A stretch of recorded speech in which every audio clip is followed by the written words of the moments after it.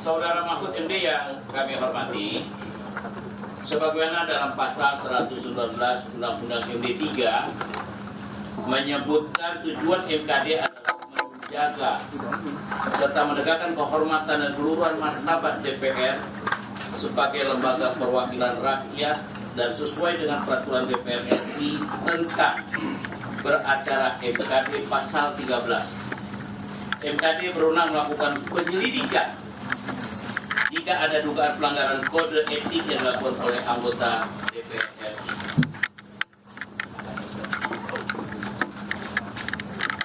Oleh karena itu, pada hari ini berdasarkan keputusan rapat intern Mahkamah Kehormatan Dewan tanggal 18 Agustus 2022, Mahkamah Kehormatan Dewan memutuskan untuk mengundang saudara dalam rangka mendengarkan klarifikasi dan informasi dari saudara terkait pernyataan saudara yang dikutip oleh beberapa media online tentang adanya informasi dugaan keterlibatan anggota DPR dalam kasus Verdi Sambo. Selanjutnya kami persilakan kepada saudara untuk memberikan klarifikasi dan informasi dalam rapat kehormatan Dewan ini secara lengkap dan jelas. Silakan Pak Mahfud. Izin pimpinan. Mohon izin Pak pimpinan. Mungkin kita sampaikan dulu ke Pak Mahfud. Berita yang menjadi rujukan kami Pak Mahfud, ada berita di online. Judulnya Mahfud MD Sambo rancang skenario dengan menghubungi Kompolnas hingga Agustus. Mungkin sekretariat bisa diantarkan sudah ada. Oke, siap Pak. Mungkin itu yang jadi rujukan. Terima kasih. Silakan Pak Mahfud. Baik, terima kasih Bapak saudara dari Majelis Kehormatan Dewan. Sesuai dengan ketentuan undang-undang pasal 22 Undang-Undang MD 3, saya hadir karena diundang oleh DPR. Kemudian wajib oleh DPR segera DPR. Kemudian untuk MKD itu menurut pasal 122 sampai 145 itu MKD itu bersidang antara lain untuk memeriksa kalau ada orang terlapor, tapi juga tadi melakukan penyelidikan.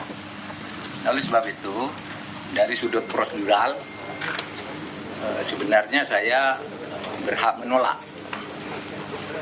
untuk tidak datang karena terlapornya belum disebut, kecuali ada terlapor gitu. Siapa yang terlapor lalu saya minta kesaksian, saya wajib datang. Tapi ini kan terlapornya tidak ada, yang mau diadili oleh bapak-bapak ini siapa kan gitu. Itu satu dari sudut prosedur. Tapi substansinya saya tidak keberatan untuk bicara sedikit. Yang difotokopi yang diserahkan kepada saya ini berita online dari denpasarsuara.com. Mahfud MD Sambo rancang senario dengan menghubungi Kompolnas hingga anggota DPR RI. Nah, saudara, saya tahu ini diambil dari postcardnya Deddy Corbuzier dan kutipannya belum lengkap.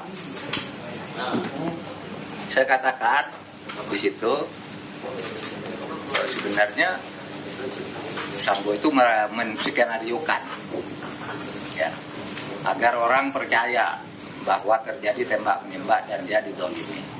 Dan untuk itu dia membuat prakondisi.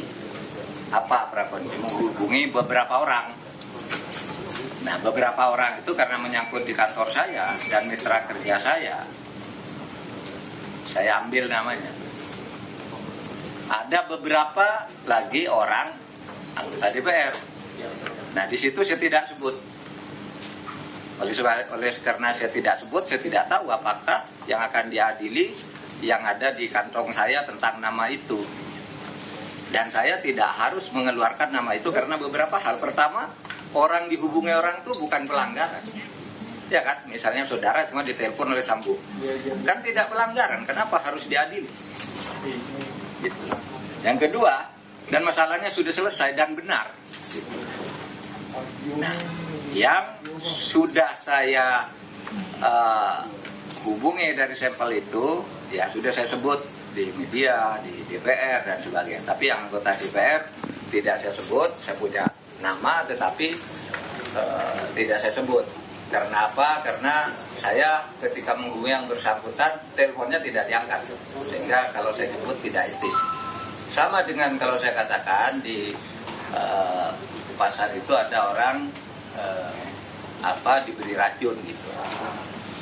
Kan saya tidak harus nyebut siapa yang diberi racun. Gitu. Atau ada orang berciuman gitu. Kan saya tidak harus nyebut juga tanpa izin yang bersangkutan. Oleh sebab itu, dengan segala hormat dan saya menghormati hubungan kelembagaan berdasar undang-undang, saya menyatakan keterangan saya tentang kasus ini sudah selesai. Saya tidak akan menerangkan lagi siapa namanya karena saya sendiri tidak mengkonfirmasi, tetapi yang saya pastikan dan saya buktikan bahwa Sambo dengan seluruh jaringannya itu memang membuat gerakan agar orang percaya, dan yang dihubungnya itu satu Kompolnas, dua Komnas HAM, yang ketiga beberapa pemimpin redaksi yang saya sudah hubungi dan benar. Nah, yang DPR ini saya telepon enggak, jadi saya katakan silakan, tidak ada tindak pidananya di sini. Kalau saya katakan itu ada anggota DPR kan sama saya dengan di tengah pasar baca maling itu kan tidak bisa orang dianggap melakukan pidana untuk dianggap siapa maling. Apalagi kalau cuma ditelepon itu bukan tidak pidana, dihubungi itu kan bukan tidak pidana, cuma mungkin orangnya tidak enak. Itu aja Pak dari saya. Makasih. Assalamualaikum warahmatullahi wabarakatuh. Jadi anggota dewan, kita sudah dengar ya apa yang disampaikan Pak Mahfud.